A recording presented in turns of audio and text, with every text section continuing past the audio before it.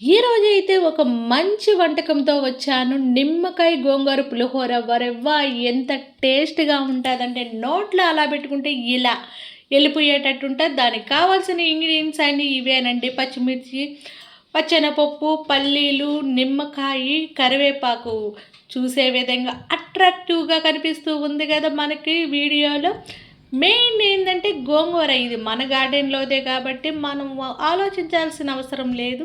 ఇప్పుడైతే ఒక కడాయి పెట్టేసుకుందాం. దాంట్లో మెంతులైతే నైస్‌గా గోల్డెన్ బ్రౌన్ వచ్చిన తర్వాత కొంచెం ఆవాలు కూడా దాంట్లోనే యాడ్ చేసుకొని సుతమారంగా చిటాపటా చిటాపటా అనేదాకా ఉంచుకొని తీసుకొని వేరే దాంట్లో పెట్టుకుందాం. అదే కడాయిలో ఆయిల్ అయితే యాడ్ చేసుకొని ఎండుమిరపకాయలు ఒక 10 వరకు వేయించుకొని పక్కన పెట్టుకోండి. ఇదే మన మసాలాకి. ఇంకొంచెం ఆయిల్ యాడ్ చేసుకొని పచ్చెనపప్పు, తర్వాత పల్లీలు తర్వాత పచ్చెనపప్పు ఒక వరకు ఏగేంత వరకు పెట్టుకోండి. దానికి కరివేపాకు యాడ్ చేసుకోవాలి. ఏంటంటే ఈ పల్లీలు కొంచెం పగిలినాయిరా అనిపించినప్పుడు పల్లీలు యాడ్ చేసుకోవాలి.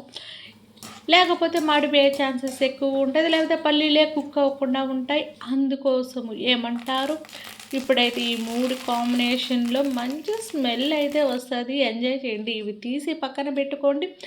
ఇంకొంచెం ఆయిల్ యాడ్ చేసుకొని మనం ఇంగువ అయితే గెడ్డదైతే తీసుకున్నాను నేను. పొడిదే మేలని నేను అనుకుంటాను. ఇది కూడా టేస్ట్ బాగుండదు. నూరుకునేది ఉంటే పర్వాలేదు. ఏమంటారు, ఇది బాగా గోల్డెన్ బ్రౌన్ వచ్చినాక అది పక్కన పెట్టేసుకొని ఇంకొంచెం ఆయిల్ అయితే యాడ్ చేసుకొని మన పోపు దినుసులు అయితే యాడ్ చేసుకున్నాం. నేనైతే జీలకర్ర, ఆవాలు, పచ్చెనపప్పు, 2 ఎండుమిరపకాయలు యాడ్ చేసుకున్న తర్వాత ఇప్పుడైతే మన పచ్చిమిర్చీలు చీలికలు కటక్కలని కట్ చేసిన పచ్చిమిరపకాయలు చూడండి. కొంచెం లైట్గా, ఏది కూడా ఎక్కువ మాడకూడదు. ఇప్పుడైతే కరివేపాకు అయిపోయిన తర్వాత మన గోంగూర చూడండి అందంగా స్నానం చేసి రెడీగా నేను రెడీ అన్నట్టు ఉంది కదా. ఈ గోంగూరని అయితే నేను వేయండి. మన మసాలాకి అన్ని సిమ్లోనే చేసుకోవాలి. ఏది కూడా హైలో పెట్టుకున్నామంటే మాడిపోతుంది. మన గోంగూర ఎంత అందంగా ఉందో చూడండి. చూసేదానికి అట్రాక్టివ్గా ఉంది కదా. దాంట్లోకి కొంచెం పసుపు యాడ్ చేసుకోండి. కొంచెం ఏమి కాదులే, మన పులిహోరకి మనం ఎట్ట యాడ్ చేసుకుంటామో అలాగా పసుపు యాడ్ చేసుకోండి. దాంట్లో కొంచెం ఉప్పు యాడ్ చేసుకోండి. కల్లుప్పు ఉంటే కల్లుప్పు యాడ్ చేసుకోండి. సాల్ట్ ఉంటే సాల్ట్ యాడ్ చేసుకోండి. మీకే చాయిస్ ఇచ్చేసాను, మళ్ళీ నన్ను అనవాకండి ఇదే యాడ్ చేసుకోవాలి అని. ఇప్పుడైతే మన గోంగూరని అట్టా కలిపి మగ్గబెట్టండి. రైస్ని అయితే 50% కుక్ అయినాక మనం చూసుకుంటూ ఉండాలి. 70% కుక్ అయినాక రైస్ని మాత్రం మనం ఈ దశలో ఉండేటట్టు చూసుకోవాలి. కొంచెం చివిడిందనుకో రైసు, అది పులిహోరకి పనికిరాంది. అదే లెక్క. కొంచెం ఆయిల్ వేసుకొని కలిపి పక్కన పెట్టుకున్నావు. ఇందాక మనం మెంతులు, ఆవాలు, ఎండుమిరపకాయలు ఈ మూడిటిని మనం నైస్గా మిక్సీ పట్టేసి అలాంటివి చూడండి. ఈ స్మెల్ అయితే చాలా బాగుంటుంది. ముక్కు కాడ పెట్టుకొని పేలవండి. ఈ స్మోకింగ్ చాలా చాలా బాగుంటుంది. ఇప్పుడైతే మన గోంగూర చూడండి దగ్గరికి వచ్చింది. నేను రెడీ మధు అన్నట్టుగా ఉంది కదా మన గోంగూర పులిహోరకి. స్మెల్ అయితే ఎట్టున్నదండి, నోట్లో నీళ్ళు ఊరేటట్టున్నాయి. ఇట్లాగ గోంగూరని రుబ్బుతూ ఉండాలి. ఇలాగ నైస్గా అయిపోవాలి మన గోంగూర. ఆ దశ వరకు తెచ్చుకోవాలి. కొంచెం ఆకులు ఎక్కువగా ఉన్నదంటే తినేదానికి కొంచెం ఇబ్బంది పడతారు, కొంతమంది వేరేస్తారు. అందుకోసం గోంగూరను కలుపుతూ స్టీమ్ చేసుకుంటూ ఇలా కలుపుతూ ఉన్నామంటే ఎమ్మి నిమ్మకాయ గోంగూర పులిహోర అదిరిపోతుంది. వరెవ్వా అన్నట్టుండలో. ఇప్పుడైతే మనం ఇందాక నిమ్మకాయలు కట్ చేసుకున్న పులుసుని ఇలాగ జల్లెడ పట్టేసుకున్నామంటే సీడ్ అయితే పక్కకు వచ్చింది. 1 కింద పడి ఉంటే అది కూడా ఎత్తేసుకోవచ్చు. ఇప్పుడు మన పులిహోరలో నిమ్మకాయ పడింది కదా, అది ఎంత బాగుందో చూడండి.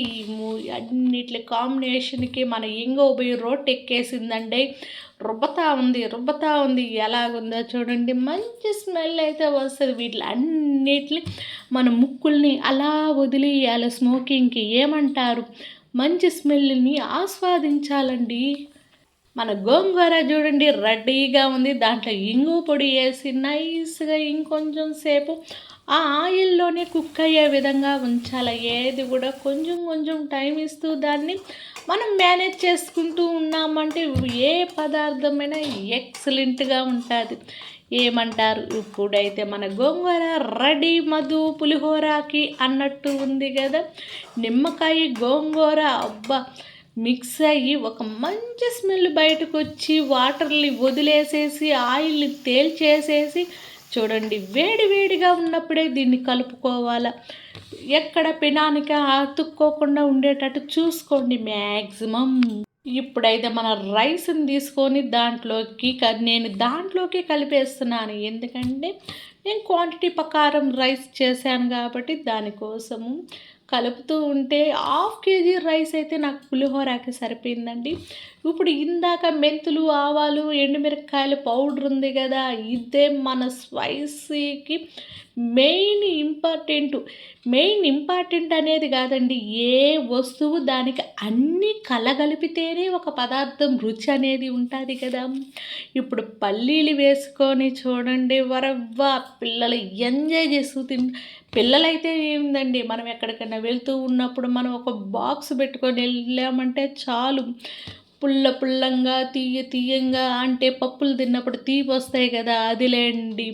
స్పైసీగా ఉంటుంది. మళ్ళీ మంచి వీడియోతో